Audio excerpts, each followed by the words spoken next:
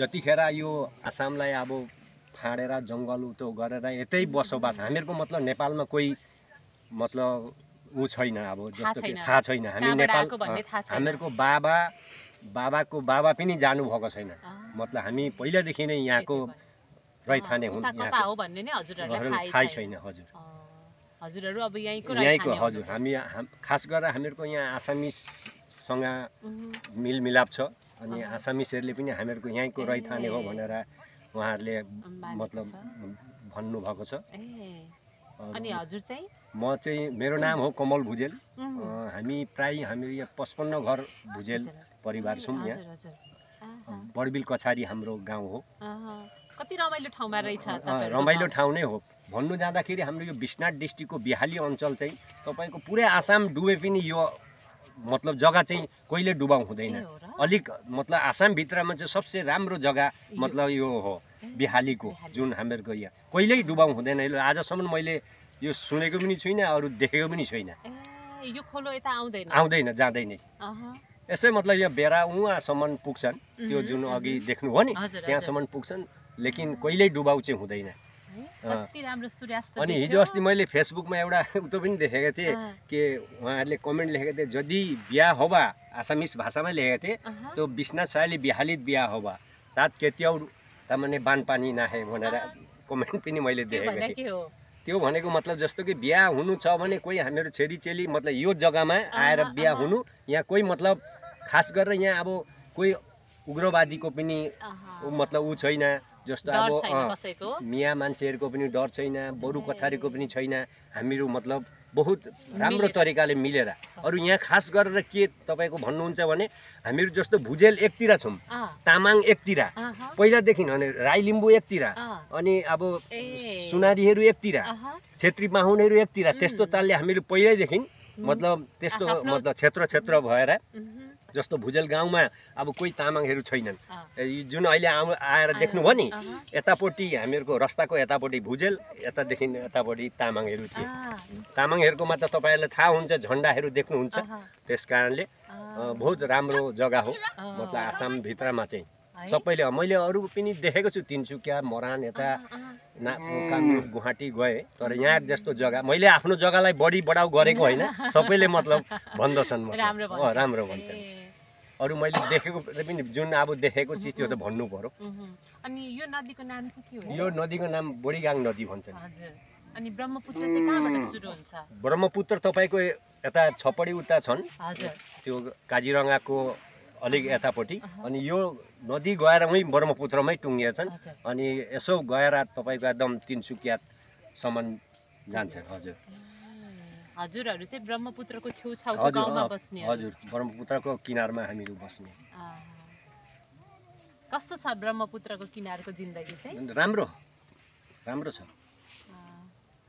अब जस्तो कि बानपानी कहिले कहिले हुँदाखेरि चाहिँ तपाईँहरूको अब जस्तो अहिले हात्तीले अलिकति अब ब्रह्मपुत्रबाट आउँदाखेरि धानसान खानु आउँछन् फेरि पनि यति घरहरूको नष्ट गर्दैन अलिकति मतलब यो फसलहरूलाई चाहिँ अलिक असर हुन्छ। तपाईहरुले ब्रह्मपुत्रलाई पुत्र भन्नुहुन्छ? हजुर ब्रह्मपुत्र पुत्र मात्रै भन्नुहुन्छ? हजुर।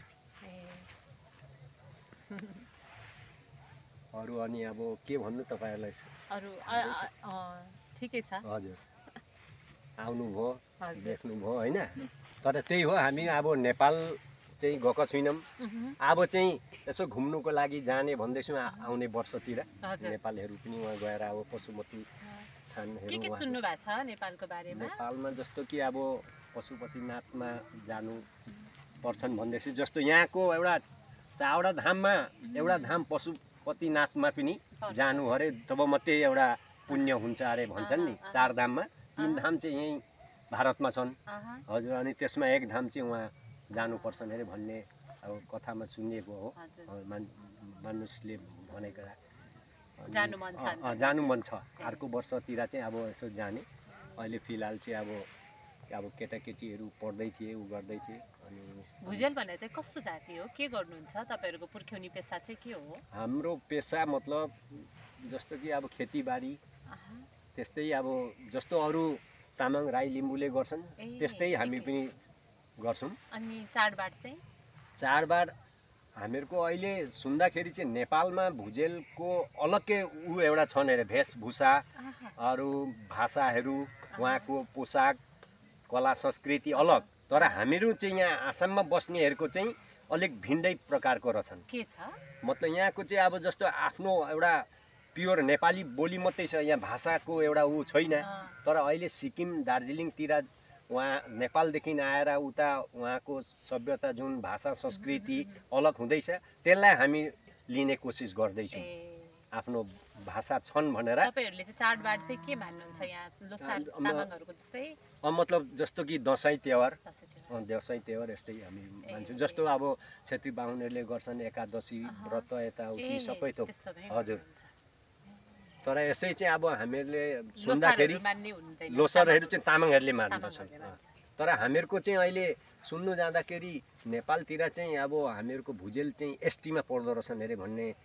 थाहा पाइँदैछ तर आसाममा चाहिँ यहाँ त्यस्तो एसटी भन्नाले सिड्युल ट्राइब अनि त्यसमा पर्दछन् भनेर दार्जिलिङ सिक्किमतिर त्यस्तो खालको यहाँ एउटा तपाईँको 2000 यो अघिल्लो साल 23मै एउटा हामीहरूको पुरा भारतवर्षको एउटा भुजेलको यहाँ मिटिङ पनि भएको थियो हामीहरूले दार्जिलिङ सिक्किम ग्याङटक कालिम्पोङदेखि बोलाएर उहाँहरू मतलब यहाँ एउटा मिटिङ गऱ्यौँ किनकि हामीहरूको जुन जब नेपालमा जब हामीहरूको सभ्यता भाषा संस्कृति छन् त यहाँ पनि हामीहरूलाई चाहिन्छ भनेर अब हामी त वहाँ गइएको थिएन त्यस कारणले हामीहरूलाई अब त्यो कला संस्कृतिहरू हामीहरूले खोज्दैछौँ आउने जेनेरेसन पिँढीलाई हामीहरूले त्यो सब हजुर अनि नेपालदेखि मान्छे बोलाउनु भएको थियो नेपालदेखि पनि आउनुभएको थियो दार्जिलिङ सिक्किम कालिम्पोङ सब उतादेखि पनि आउनु भएर यहाँ एउटा ठुलो एउटा मिटिङ भयो 1 वर्ष अगाडि अनि त्यो पनि अब भन्नु जाँदाखेरि एउटा राम्रै एउटा उतो भयो हजुर खोजी भयो